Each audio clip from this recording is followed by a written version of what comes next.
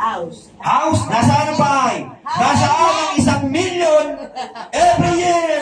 Sa loob ng 6 na taon, 6 na milyong bahay daw ang gagawin. Nasaan? Binigay siyang house. Nasaan po? Binigay o binenta? Benta. Binigay o binenta? Pag binigay, walang bayad kahit 5. Tanong, binigay, binenta? Oo. May bayan. May bayad. Lahat ng bagay na inilipat sa ibang tao na nagbayad ka, hindi mo masasabing yan ay bigay. Hindi po yung pabahay. Ano po pabahay? Hindi po yung pabahay. Ano po yun? Yung pabahay kasi asawa ko sa NHA yan. Okay. National Housing. Yun talaga. Okay, yung mga NHA, maraming ano yan ha. Mga sundalo. Alam niyo po ba ang NHA? No, kaya nga sabi ko yung mga nilagay na to. Dami na naman tanong, di pa ako nakasaing. Hindi, dapat niyo pong mapakinggan to kasi may tanong kayo eh. We are trying to napaliwanagan kayo. Alam niyo po ba, sabi ko nga, ang daming nabudol talaga eh. Mismo ang NHA din ang umamin na hindi kayang i-produce ang 1 million a year. Ano ang sabi? Mr. President, that is impossible. Ang kaya lang natin magawa, 350,000 houses a year. At tanong, meron na ba? Wala pa 140. Oh. Matatapos na yung taon. Ang pangako, 1 million a year. Okay, nasagot ba natin? Meron, pero hindi libre. At nasa batas po natin, ng mga taong gobyerno, partikular ang mga sundalo, talagang merong libre pabahayan. Sundalo yun eh. Ang tanong ko sa inyo, wala na ba kayong nakikita kahit na dito man lang sa NCR na mga nakatira sa ilalim ng tulay? Marami na. Oo. Kung totoo ang Pangulo, dapat unahin mo yan. Alam nyo, nung isang last month, lumuwas ako. Totoo po ito ha. Sa Kamat, Chile, inabutan ako ng alas 8 ng umaga, pag luwas, medyo traffic. Alam nyo ba yung mga badyaw? Nandun sa Kamat, Chile, nakahiga doon ng haba-haba. Sa Alabang din. Sa Tulay. Sino nakakakita nun? So, nasaan ngayon ang babahay?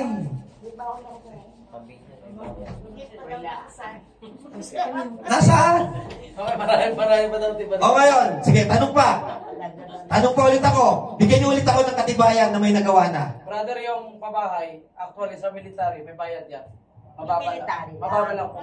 Yung pabahay, hindi umandar, brother. Yung babae, yung walang bayan. Yung pabahay, talagang libre po yung paglipat mo. Pero may monthly po kayo mabayaran. Yes, sa Cavite meron yun. Kasi gobyerno. Oh, kaya nga tanong natin eh. Kaya sinasabing libre kasi libre kang lumipat, wala kang ibabayad. Pero may monthly ka po na mabayaran.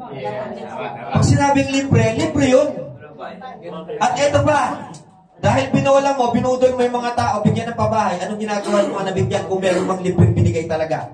Umaalis din, binibenta. Kasi walang hanap buhay. Wala nga lang buhay eh. May bahay ka nga, wala ka namang pagkain. Useless lang. Kasi dapat sila rin, gumawa rin, tulungan nila yung sarili nila. Hindi naman pwedeng iasa mo lahat sa gobyerno. Tama po yan. Sa mga youth. Tama po yan. O sige po, mga tuwiran po kayo. Kasi ako, Okay. Itindig ng loyalistang bangag ang kanyang katwiran, pagbigyan po natin. Sige.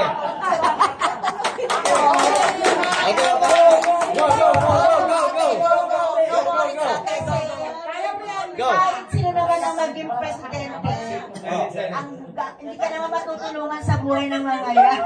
Okay? Hindi. Ikaw ang gagawa ng sarili mo. Tama. Paano mo tutulungan ang sarili mo? Tama. Hindi yung sarili mo iangat mo. Tama. Hindi naman gobyerno mag-aangat sa Tama. Hindi Okay, po sasagot ba? daw si Sige. Tayo ay nadakula sa May hagupit yan. Ang dami nyo. Hindi mo kayo manupar. Ayaw nila eh. tayo po ay last word na lang. Ay, eto, no, nagpapasalamat tayo at bagamat yung iba ay talagang nagano na, no? At susundo ng kanilang anak, iba ay magsasaing pa.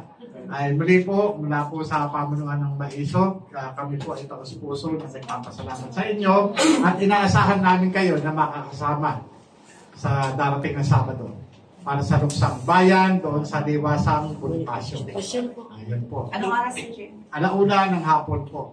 Nagsuot po tayo ng kulay itim. Yung kulay itim po na kulay black.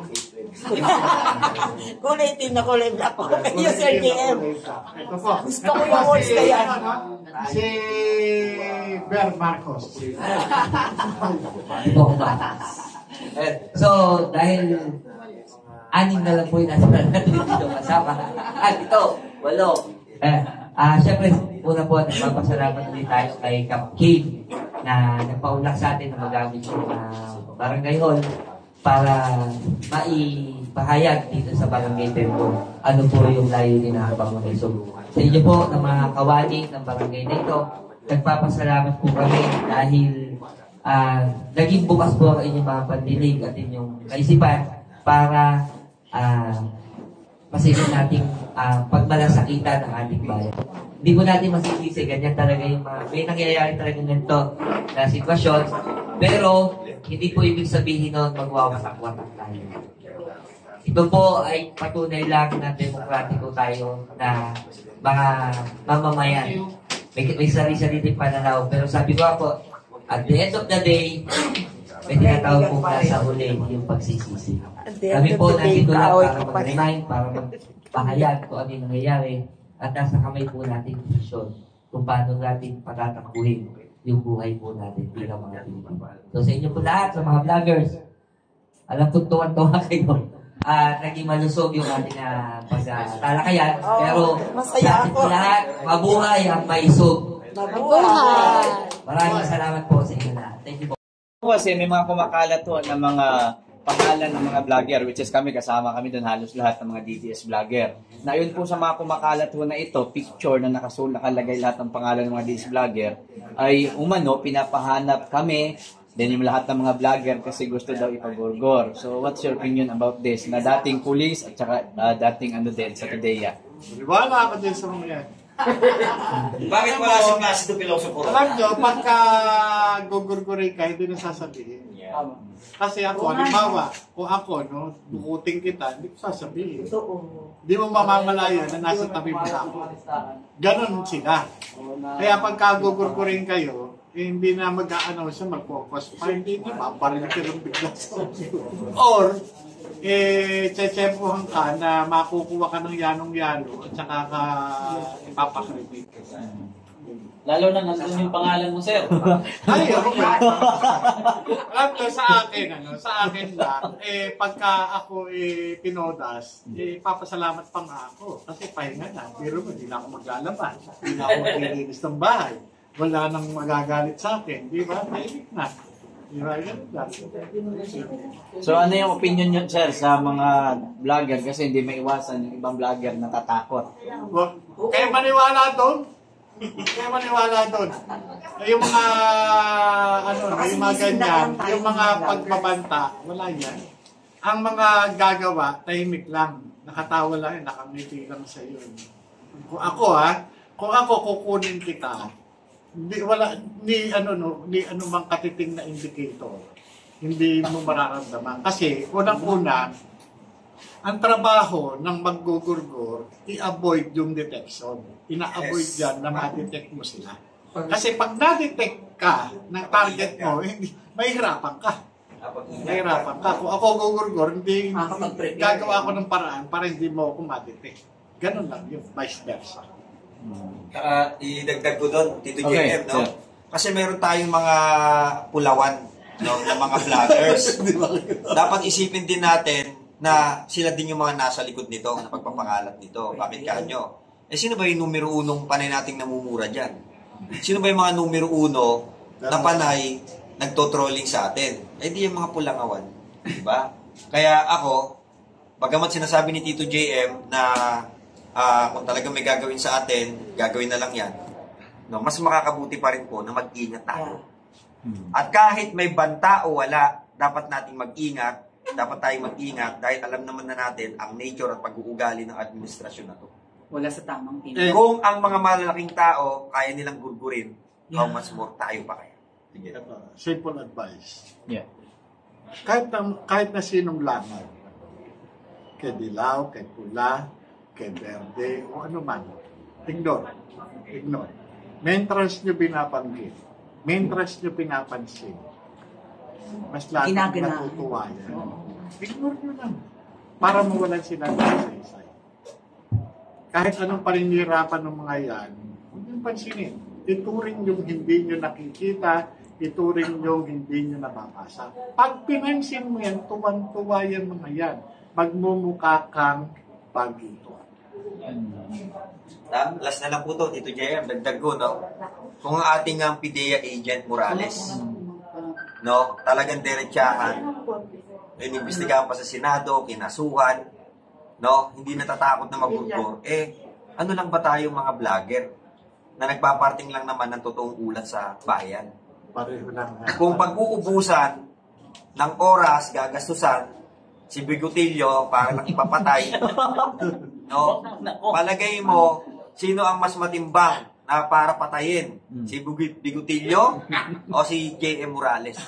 Si J.M. Morales ang itutugba. So kung ang ating PIDEA agent hindi takot, no, nakikita ninyo, lumalabas, walang kasama. Lalo na si Bigotillo. Tayo mga madungis lang tayo na mga vlogger eh. Palagay ba ninyo, pag-aaksaya nila tayo ng panahon? So yan, isang uri yan ng pananakot nila para tumigil tayo. Ayun. Kaya kayo nandito dahil maisog kayo. Yun. Kaya kayo nasa listahan ng mga gawa-gawa nilang listahan na yan kasi they are testing your pagiging maisog. So, maisog ba kayo? Hindi. Maisog, siyempre. Kasi pagka kayo hindi na nag-vlog, natakot kayo, Hindi ka maisog. ang tawag na sa inyo, mausog Matalaw. So yan po, yung agent natin. Sir, para naman dun po sana, follower po namin, kasi nagtatanong po siya kanina, it seems like the name is Reco Dums. Reco Dums. Sabi po niya doon, gusto niyang itanong, kasi nadulas si Saldico na silent martial law sa Davao. Ngayon, kung magkakaroon ng martial law, paano naman daw po sila na nakikipaglaban kung sakaling meron ng martial law? At ano nang mangyayari sa maisog? Alam nyo, So, can you inspire them para po mawala yung agam-agam o takot po? day 1 pa lang, doon sa KOJC na operation, imbis tula ng martial. Doon sa mga ginagawa nila dito sa atin ngayon, talagang martial law na Di ba? Ngayon, ang tanong, ibabalik ko sa kanila, anong ginagawa ninyo? Di ba? Bakit kayo pumapayag? Diba? Kaya nga ito, tuldukan na natin, itong mga iniisip ninyo, tuldukan na natin at magpasya na tayo sa darating na September 21, ito yung Luksang Bayan. Diba? Kasi nasa atin ang ikapagtatagumpay nitong gagawin nating pagkilos. Kung ano yung gusto nating mangyari, gawin natin. Huwag na tayong magpatumpik-tumpik. Diba? Lahat ng mga iniisip natin, lahat ng mga pangarap natin, itodo na natin. Itodo na natin. Dahil tatanggalin natin yung empleyado natin na walang ginawa kundi ipahama ang bansa natin. At panghuli na lang. Thank you. Sige. Okay, sir. Sige, sir. Continue. Alam niyo po kasi, ang kamatayan, parte yan ng life cycle. Yes. Kasi pagka hindi tayo namatay, hindi na kumpleto yung life cycle natin. Ngayon, katulad ng palagi ko sinasabi, lagi po kayong kasama sa mga leaders forum natin. Lagi kong ginigising yung kamalayan ng mga kababayan natin na maalala nila yung isang dakilang obligasyon natin sa ating bansa na nakasulat dun sa titik na liriko ng pambansang awit. So, kung ikaw takot kang mamatay nang dahil sa bayan mo, hindi ka Pilipino at wala kang karapatan na maging isang totoong Pilipino. Kasi sabi nga sa isang kanta, sabi nila may anting-anting ako. Pero di nila alam na Diyos ang dugo ko. Yan po ang maisog. Magandang gabi sa inyo lahat. Thank you, Sir GM. Maraming salamat po. Maraming salamat, Sir GM. Okay, kita-kita ulit. Alright. Ito na. Ito na.